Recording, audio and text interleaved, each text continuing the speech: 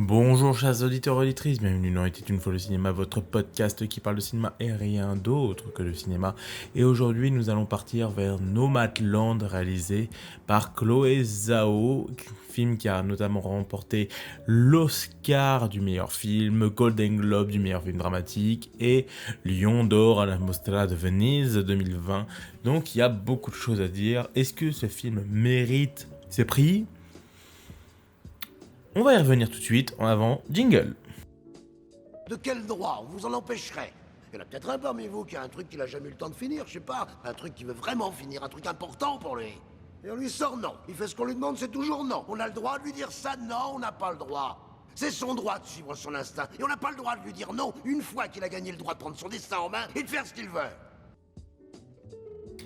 Après avoir tout perdu durant la crise économique de 2008, Fern, une hexagénaire, se lance dans un voyage à travers l'Ouest américain, vivant en tant que nomade des temps modernes dans une camionnette. Voilà, c'est plutôt un résumé que j'ai trouvé assez intéressant et pour pas rentrer dans 4 milliards de détails, à part du fait qu'elle fait des rencontres sur la route, parce que bon, l'Ouest américain et la route fait que notamment tu fasses des rencontres. En tout cas, j'ai beaucoup de choses à dire sur ce film, parce que, pas que ce soit un mauvais film, hein, loin de là, hein, c'est un film qui est tout à fait intéressant, mais j'ai des réserves. Et déjà, j'ai dit comment je peux définir le film à mon sens, parce que sur des trucs justement qui me chagrinent. Déjà, j'ai trouvé 2 points, c'est déjà Instagram le film, rien que pour ça, je sens que je peux être très méchant aux yeux de certains, et le deuxième, c'est film de festival pour pleurer. Donc voilà, on va commencer par le premier détail, déjà qui est Instagram le film, car le film te montre, on va dire, des personnages en peine, un personnage en peine qui est le personnage joué par Frances McDormand, qui est la star du film, du coup qui derrière, suite à la perte de son mari, la crise d'avoir tout perdu, à la crise de 2008, parce qu'il est plus jeune, il y a eu une crise économique qui a fait énormément de mal aux États-Unis. Je vous conseille vraiment de trouver des documentaires ou des archives d'époque, c'est super intéressant, ou notamment des films sur des gens qui ont spéculé justement pendant cette crise économique, comme The Big Short, que je vous conseille vivement, sur tous ces gens qui ont anticipé la crise économique. Moi perso, avec le recul, je suis peut-être un fan de The Big Short plutôt que du Loup de Wall Street, parce que je trouve que The Big Short a ce côté beaucoup plus intéressant d'amener vraiment les conséquences de la crise économique sur le peuple et sur les gens que ça va faire, et que ces gens ont conscience que sur l'extérieur de leur monde spéculatif, que ça va faire énormément de mal. Et clairement, on est en plein dedans sur ces conséquences de cette crise économique, mais le seul problème quand je vous dis Instagram le film, c'est qu'on est sur quelque chose de très lisse. Pourquoi je dis ça? Pourquoi je trouve ça lisse? Alors que, non mais, Nero, ça nous montre des nomades, des gens qui vivent sur la rue, dans les camions. Oui, certes, c'est des gens qui ont un système de vie, on va dire, très particulier, qui vivent sur la route ou justement sur des coins, on va dire, un peu reculés, qui vivent justement de petits boulots pour pouvoir subsister et subvenir aux besoins déjà alimentaires, mais aussi de leur train de vie. Parce que quand même si ils n'ont pas de maison, ils n'ont pas tout ça, ils sont obligés de travailler pour consommer, c'est-à-dire réparer leur camion, avoir les besoins essentiels de vie, comme un seau. Parce que le moment le plus trash du film, c'est une petite chiasse, et encore on la voit pas, hein. On sait pas, on va pas aller plus loin quand même, les gens, on va pas abuser, on va pas mettre les doigts dans la merde, mais clairement, je pense qu'il y a vraiment un problème vis-à-vis de... Je trouve que c'est un film très lisse. On sent que malgré tous les personnages, tout est fait, qui ont un véritable passé, qui ont leur dilemme propre. Du coup, chacun a soit des problèmes de santé, soit il y en a un, il s'est éloigné de sa famille. Donc forcément, tous ces personnages nomades ont des problèmes, et du coup, enfin des problèmes, ont des conséquences de vie plus que des problèmes, et du coup, derrière, vont devoir s'en accommoder et pour pouvoir vivre quand même sur la route. Certains, finalement, préfèrent mourir sur la route jusqu'au bout, ou certains, finalement, on retrouvait, on va dire, le confort d'une famille. Et ça, je trouve ça quand même relativement beau de savoir que il n'y a pas qu'une seule voie en tant que nomade, il peut y en avoir plusieurs. Et que rien n'est définitif dans la vie. Mais dans tout ça, je retourne sur l'esthétique pure. Pour moi, il y a une véritable recherche de l'esthétique dans ce film, alors qu'il est dans une forme, on va dire, très hybride entre le documentaire et la fiction, parce que le point de ralliement de la fiction, ça va être la vie du personnage de Frances McDormand, qui va avancer tout le long entre ces personnages pour peut-être revenir à quelque part une certaine forme de case initiale, c'est-à-dire la maison, sans pour seulement y rester, parce qu'elle va repartir après sur la route, mais clairement pour s'accorder la paix. Ce voyage va lui permettre d'avoir la paix. Et on a ce côté très documentaire où il y a vraiment ces plans chopés sur le vif en mode run and gun pour pouvoir attraper ces petits moments de vie. Et, par exemple autour du feu avec le mec qui leur explique comment vivre sur la route et tout ça. Une envie de cinéma bien sûr avec l'Ouest américain avec un très large cinémascope parce que bon t'es sur l'Ouest américain tu fais péter le cinémascope bien sûr mais moi je trouve que c'était pas très bien exploité quand je dis Instagram parce que j'avais l'impression que soit t'es en plan un peu large ou soit t'es en plan très serré pour te mettre un peu en valeur mais à la fois justement on est sur ces plans en très courte focale qui sont censés te montrer l'immensité des décors et je trouve que dans ce décor en fait on ne voit pas tant que ça les montagnes et tout ça on les voit hein, bien sûr en plus c'est un cinémascope donc t'es vraiment sur un format large mais je trouve que bon, par exemple quand tu as vu beaucoup de films de John Ford et que tu vois l'immensité de l'Amérique sur comment c'est exploité dans les montagnes il faut vraiment quelque chose de très large et que je trouve que elle est quand même vachement resserrée sur les personnages, même quand elle veut montrer leur place dans le décor. Et moi, c'est quelque chose qui me chagrine, parce que j'ai l'impression que elle veut montrer l'Ouest, mais elle veut resserrer à fond sur ses personnages. Et justement, c'est ça aussi le truc, c'est elle fait certes des plans larges, un peu resserrés sur ses personnages, mais aussi elle fait des plans ultra serrés pour vraiment t'amener l'émotion chez le spectateur. C'est plutôt bien fait en soi. Moi, ça m'en touche une sans toucher l'autre. Parce que, et je vais revenir un peu près pourquoi après, mais il y a vraiment cette envie de mise en scène de très larmoyante. C'est-à-dire notamment, je pense à un des personnages, je ne m'en souviens plus comment il s'appelle, qui annonce qu'il lui reste 8 mois à vivre, qu'à suite à un de ses cancers, bah en fait, il y a un bout du virus qui est pas mort, du coup ça s'est propagé, du coup il lui reste pas, ça a touché le cerveau, donc derrière il lui reste plus beaucoup de temps à vivre, et il y a vraiment cette envie de larmes, cette envie d'amener l'émotion avec Frances McDormand qui est là à l'écouter, oui, oh non, c'est ma pauvre, il y a vraiment cette recherche là entre le documentaire et la fiction que je trouve parce que c'est pas nouveau en soi, ça a déjà été fait, mais je trouve que cette envie de recherche qui a été fait a été mieux fait dans ses précédents films, parce que du coup j'en ai profité pour rattraper les films de Chloé Zhao, parce que j'en avais vu aucun, c'est une réalisatrice qui m'est passée un petit peu à côté. J'avais rattrapé The Raider, que j'avais trouvé vachement cool. Là où vraiment je trouve qu'il y a un meilleur travail par rapport à l'immensité américaine, que je trouvais très intéressant, et les chansons que mes frères m'ont appris, c'est pas des films que je surkiffe non plus, hein, mais clairement c'est des films que je trouve relativement intéressants, et je trouve que dans Nomadland, justement, il y a vraiment presque cet esprit que j'expliquerai, qui est l'esprit de festival, mais en soi c'est pas mauvais, c'est juste que je trouve que ça va pas à fond dans ses principes de mise en scène.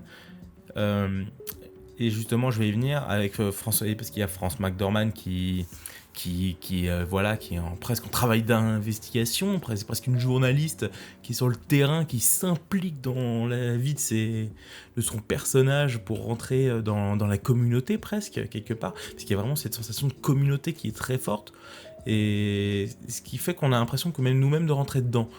Et alors que normalement c'est beaucoup plus difficile que ça d'y rentrer, j'y reviendrai un peu après sur la deuxième étape qui est film de festival. Mais justement, moi il y a un truc qui me dérange sur cette mise en scène, c'est que elle veut se faire vraiment documentaire, fiction, mais il y a par moments vraiment cette envie d'amener toujours quelque chose d'esthétique avec ses plans, avec Frances McDormand qui est vraiment la star du film, avec des plans au stead, ou encore, même si je me demande même pas si c'est pas du stead. Je pense que c'est vraiment, des fois je me pose la question s'ils ont pas fait ça avec un Sony A7S III et un Ronin S, histoire de dire, voilà, on fait tu vois, c'est l'équipe légère, pour pas trop déranger, et ces plans, tu sens que c'est pas du vrai stead, hein. Tu sens que c'est vraiment maintenant la mode un peu gimbal qui moi me dérange, parce que j'aime beaucoup le Steadicam, ce côté très flottant, justement, qui offre une certaine légèreté à la caméra, alors que le Ronin, je trouve ça vraiment très robotique, et que ça, je trouve que ça marche beaucoup moins. Alors que, et ça va même pas avec son propos finalement, avec cette légèreté qui est la vie, cette légèreté qui est le coffre, le Steadicam, justement, ça irait dans son propos. Mais je trouve que clairement, le Ronin S, enfin le Ronin, les gimbals, ajoute une certaine, comment dire, une certaine robotisation qui fait que ça marche pas. Alors que là, je trouve par exemple ces plans très lyriques ont beaucoup plus de sens, par exemple chez un réalisateur, chez Terrence Malick, et on sent qu'il y a quand même des points de comparaison avec cette recherche de l'instant, du moment volé quelque part, parce que Terrence Malick, c'est ça son cinéma depuis presque ses débuts, depuis La Balade sauvage, c'est vraiment presque choper ces petits moments de vie, ces petits moments du moment que tu vois pas et que tu fais là, vas-y, attrape, va le chercher. Et il y a justement, et ça se voit par exemple beaucoup dans le cinéma, et c'est comme ça qu'il travaille, et comme ça qu'il arrive à avoir une certaine poésie de cinéma. Alors que chez Chloé Zhao, il y a vraiment ce côté beaucoup plus carré. On sent qu'il y a quand même plus d'idées de mise en scène, parce que Terrence Malick, c'est quelque part, c'est l'acteur qui regarde le ciel céleste et qui voit un enfant. Et après, la caméra le suit, il le sublime via la caméra. C'est pour ça que d'ailleurs Terrence Malick finit avec des centaines de milliers d'heures de rush, et qui prend son film commence vraiment presque pleinement à donner vie au montage. Là où certains storyboard et tout ça, le film est presque monté déjà pour certains, alors que là, vraiment le film, chez Chloé Zhao, c'est le genre de cas. C'est vraiment, on sent quand même qu'il y a du travail, qu'il y a quand même des idées de cadrage beaucoup plus poussées. Et attention les gens, je ne critique absolument pas, je donne juste un avis, et je trouve que ça perd ce charme, par exemple, qu'a Terrence Malick, justement, qui lui, vraiment, il y a cette légèreté de choper l'instant, alors que chez Chloé Zhao, je trouve ça quand même vachement resserré et vachement sec, qui fait que moi je rentre beaucoup moins dedans. Et d'ailleurs, je vais ouvrir un petit passage, justement, on est toujours sur ce côté, bien sûr, l'image, parce que j'adore l'image.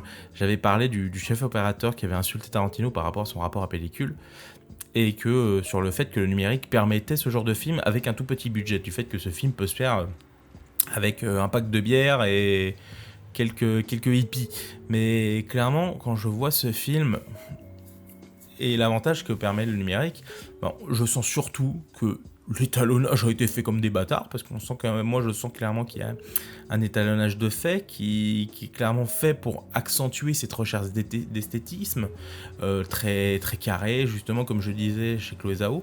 Et moi ça me dérange beaucoup, parce que je me dis qu'en fait, pour un film qui veut être aussi près de la vérité, j'ai l'impression quand même, déjà qu'il est super esthétique, mais vraiment pas je pense, vraiment dans le sens hybride du terme, et que derrière, il y a, dans cette recherche esthétique, moi j'aurais aimé voir ce que ça donne vraiment avec les vraies lumières. Quand, certes, c'est filmé beaucoup de jour, c'est beaucoup, et dès qu'il peut, la réalisatrice utilise beaucoup le clair-obscur, justement pour montrer les dilemmes des personnages, ou quand ils sont à un moment important de la vie. C'est quelque chose qu'elle utilise énormément. Mais moi, j'aurais aimé voir ça dans cette envie, justement, que le numérique permet, justement, via des capteurs beaucoup plus performants sur certains points, de filmer de nuit, justement, avec notamment une grosse montée des ISO derrière, notamment dans certaines petites caméras comme les Sony. Mais je vais vous dire une chose, c'est que moi, j'aurais aimé voir ce que ça donne avec les vraies lumières, mais en 16 mm, justement pour voir à quel point c'est compliqué en fait ce genre de film à être fait avec de vraies lumières. C'est pour ça qu'ils tournent en numérique pour pouvoir l'esthétiser encore derrière en post-production avec l'étalonnage. Mais moi j'aurais aimé voir ce film mais vraiment de manière sec, c'est-à-dire juste sans étalonnage, enfin les étalonnages nécessaires on va dire qu'on fait derrière en pellicule, et justement pour voir la vraie ADN du film, parce que je sens que c'est un film qui a été retouché, et moi c'est un truc que j'ai un gros problème depuis pas mal d'années, c'est que je sens que c'est retouché, et que beaucoup de réalisateurs d'aujourd'hui font leur film en post-production. Pas comme Terrence Malick. Terrence Malick, lui, il le fait parce que c'est une envie artistique. Alors que beaucoup de gens, ils sortent cette phrase que je déteste, mais vraiment, c'est on verra en post-prod. Je déteste cette phrase. Je déteste ces phrases, les gens. Du coup, en plus, il y a un moment dans le film. Clairement, ça m'a sorti du film sur la fin. Où en fait, c'est le personnage de McDormand qui est allé chez un pote, voilà. Donc, elle a suivi un pote qui allait retrouver sa famille, elle va passer un peu de temps avec. Et il y a un plan large de nuit. On sent que là, il n'y a aucune lumière. Hein. Mais clairement, quand je parlais de granuleux avant, du 16 mm, bah clairement, on n'est pas loin, parce que y a tellement de grains, ils ont dû monter les ISO à je sais pas combien pour pouvoir l'avoir ce plan, mais il y a trop de grains, et là où le film tout se lisse, là tu fais ah ouais, mais pourquoi tu mets ce plan là ? Pourquoi tu mets ce plan ? Certes, c'est un clair-obscur, tout ce que tu veux, mais ça va en totale adhésion, opposition avec tout le long ce que tu as fait du film. Donc moi, c'est quelque chose qui me sort énormément, et je trouve ça vraiment dommage, parce que ça prouve que le film ne va pas au bout de ses démarches. Normalement, ce genre de plan, tu le supprimes. Tu le laisses pas. Si tu veux vraiment te la jouer années 70 et cette recherche entre vraiment documentaire et fiction, bah justement, le 16 mm aurait été de mise. Parce que justement, ce genre de plan aurait été accepté. Alors que tout le long du film, tu fais des plans très esthétiques, et là, t'as un plan un peu foiré. Donc voilà, j'ai fini sur le côté un peu instagrammesque du film, mais là je vais attaquer un petit moment, on va dire, le film de festival pour pleurer. Parce que pour moi, c'est vraiment un film qui a été récompensé d'un peu partout. Je vais juste passer parce que pour moi, c'est la performance de Frances McDormand. Je trouve qu'elle méritait pas l'Oscar en soi. Moi, j'ai l'impression que c'est même pour moi tout le monde autour qui méritait l'Oscar derrière. Mais en soi, derrière, je trouve qu'elle n'a pas une performance exceptionnelle. Il y a plein d'autres films où je trouve qu'elle a été beaucoup plus intéressante. Je trouve que là, elle avait un vrai jeu tout en puissance. Mais dans celui-là, je trouve absolument pas qu'elle méritait son prix. En plus, il y avait plein d'actrices que, en soi, je trouve qui méritaient clairement le prix cette année-là. En plus, c'est vraiment dommage.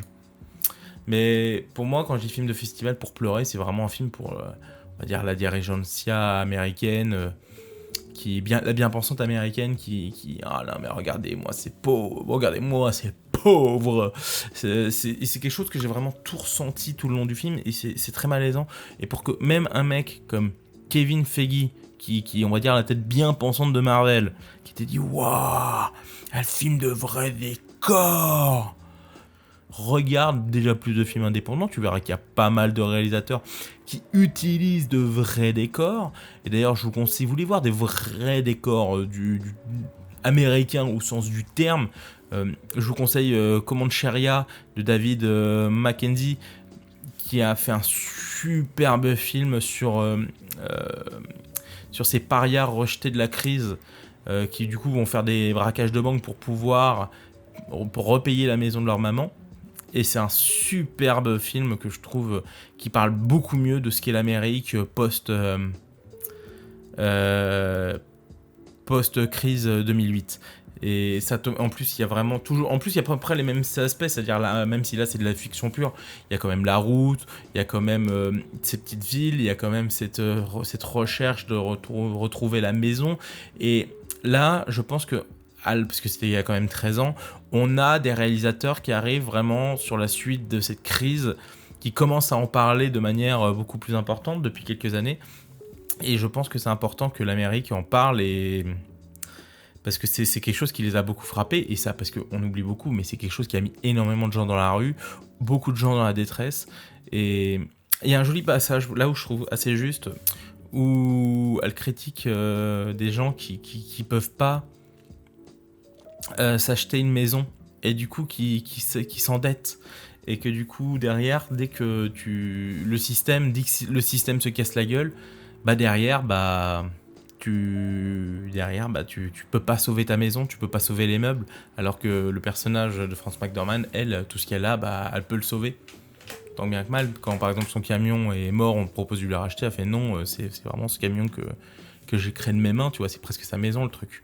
Et du coup, y a vraiment une opposition, je trouve, assez juste, vraiment, entre des bourgeois bien pensants qui dit que le marché, maintenant il est en forme, du coup, finalement la crise c'était pas grand chose, ça arrive, ça repart très vite, oui, mais ça met quand même des gens dans la rue, connard. Donc au final, voilà. Et là, je vais arriver du coup à ce problème inverse du film qui. Là où je le trouvais très juste sur ce moment-là, bah, je trouve que sur beaucoup de moments du film, il est pas très juste.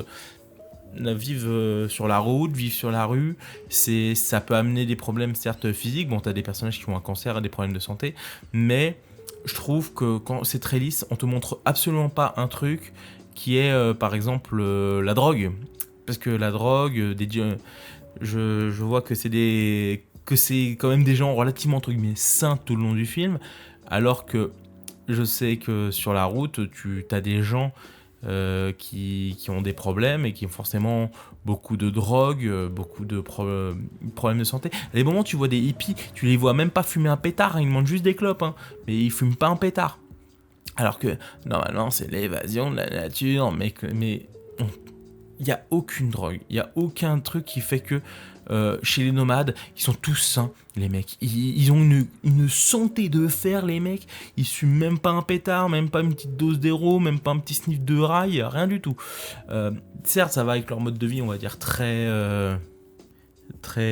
sur la survie, quelque part, mais il y a toujours des excès, normalement, dans ce genre de communauté, parce que les gens, pour déjà soulager, parce que tu dors pas dans les meilleures conditions, pour soulager ton dos, le joint peut permettre justement de détendre, et derrière, et là moi je trouve qu'il y a vraiment pas un axe de vérité, et j'en ai connu des gens, des punks à chiens, qui ont vécu dans des vannes comme ça, et encore dans des états beaucoup plus déplorables, hein, les vannes, hein, parce que des fois ils sont plus, plus en fin de vie qu'en début de vie, les trucs. Je sais même pas si certains tu les reprends une brique, quoi.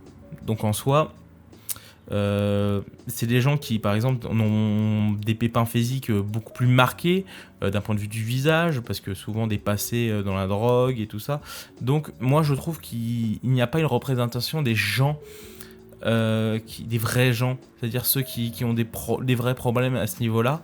Et justement, c'est pour ça que je parlais de Marvel et de Kevin Feige avant, parce que simplement, j'ai l'impression que c'est le Marvel du cinéma vérité. Là où je trouve que son film d'avant, The Rider, je crois que c'est The Rider, qui était beaucoup plus intéressant, je trouve, dans ce domaine, beaucoup plus réaliste des problèmes de son personnage et de ce qui l'entoure. Bah là, je trouve que c'est relativement très clean vis-à-vis de ça, parce que dis-moi pas que sur la route, il y a des gens qui ont des problèmes de drogue. Ça, c'est impossible. C'est impossible d'aujourd'hui de me dire ça.